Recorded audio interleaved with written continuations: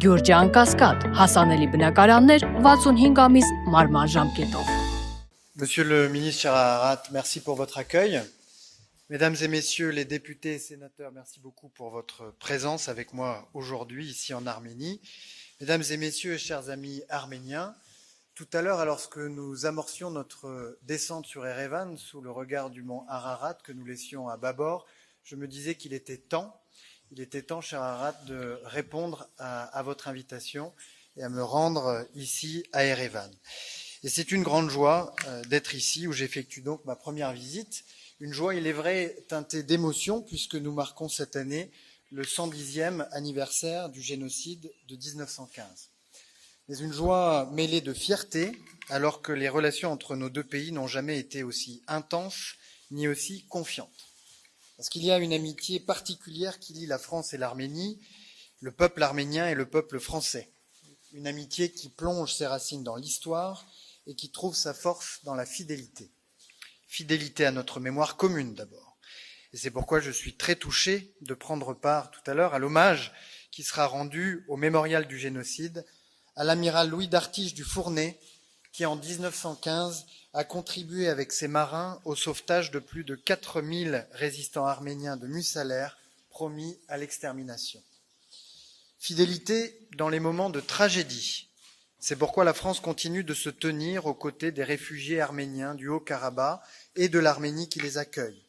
Quand je dis la France, je pense évidemment à son gouvernement, mais aussi aux parlementaires, dont 7 sont aujourd'hui avec moi à Erevan, et je tiens ici à saluer leur engagement, car la diplomatie parlementaire fait vivre elle aussi notre relation bilatérale. Je pense aussi aux collectivités territoriales et à l'ensemble des organisations de la société civile et de la diaspora qui se mobilisent pour l'Arménie. Ils nous alertent, ils nous aiguillonnent, ils nous soutiennent, alors qu'ils en soient remerciés.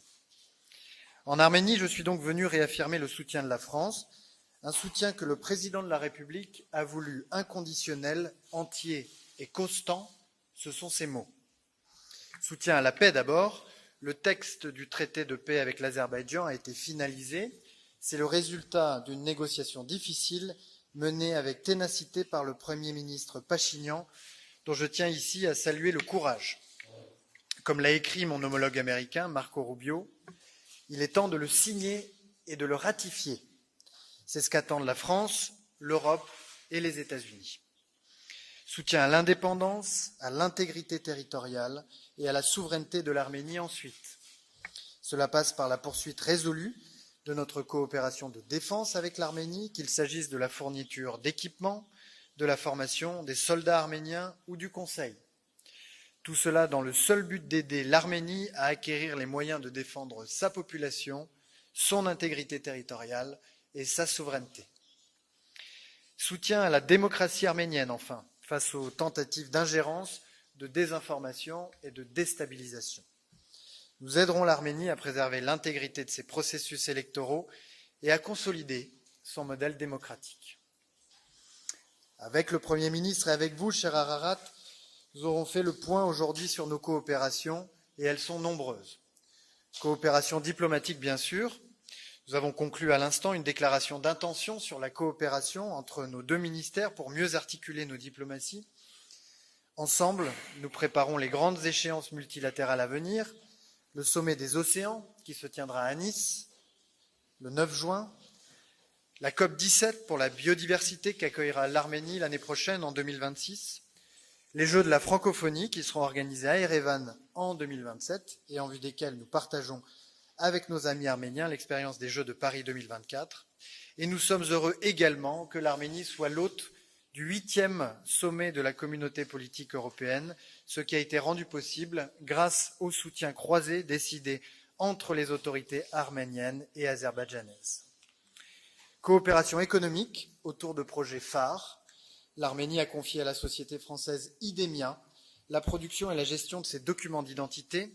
C'est une marque de confiance et un signal fort envoyé aux entreprises françaises. Et cette confiance est réciproque. J'ai le plaisir de vous annoncer que l'AFD a souscrit à hauteur de 26 millions d'euros la première obligation verte arménienne émise par la National Mortgage Company Et Proparco, la branche de l'AFD qui intervient dans le secteur privé, est entrée à hauteur de 22,5 millions d'euros au capital de la banque arménienne Akba. Et puis, tout récemment, le 22 mai dernier, l'AFD a approuvé un nouveau projet de développement dans le secteur de l'eau et de l'agriculture en Arménie, qui sera soutenu par un prêt de 100 millions d'euros. Coopération décentralisée également, alors que se tiendront dans quelques jours à Goris, dans le Syunik, les assises franco-arméniennes de la coopération décentralisée. C'est l'expression d'une diplomatie des territoires, centrale dans les rapports entre nos deux pays, et qui précède d'ailleurs l'établissement de nos relations diplomatiques. C'est aussi un signal politique compte tenu des enjeux qui sont ceux du Syunik. À cette occasion, la France ouvrira à Goris une agence consulaire. Et puisque, avec l'Arménie, la France s'engage dans la durée, nous allons conclure aujourd'hui plusieurs accords qui seront le socle de nos coopérations futures.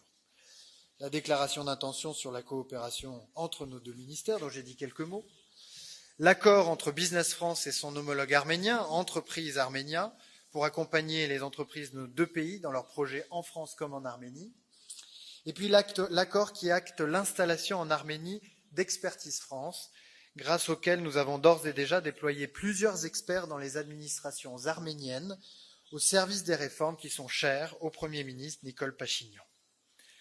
La France, enfin, continuera d'œuvrer activement à l'intensification des relations entre l'Arménie et l'Union européenne, qu'il s'agisse de la Facilité européenne de paix, du dialogue sur la libéralisation des visas de court séjour, de projets d'investissement dans les infrastructures ou la connectivité. La France sera toujours promotrice d'un haut niveau d'ambition et de réalisation pour une relation qui a vocation à devenir de plus en plus structurante. Voilà, mesdames et messieurs, les sujets dont je suis venu m'entretenir en confiance avec le Premier ministre Pachinian et le ministre des Affaires étrangères, cher Ararat, que je remercie de leur accueil amical et chaleureux. Je ne voudrais pas cependant terminer ce propos sans saluer la remarquable tenue politique et intellectuelle du Yerevan Dialogue, du dialogue d'Erevan, auquel j'aurai tout à l'heure l'honneur de participer. Cette seconde édition le consolide comme un rendez-vous incontournable pour les décideurs, les penseurs et les chercheurs de la région et bien au-delà. Merci beaucoup, cher Ararat.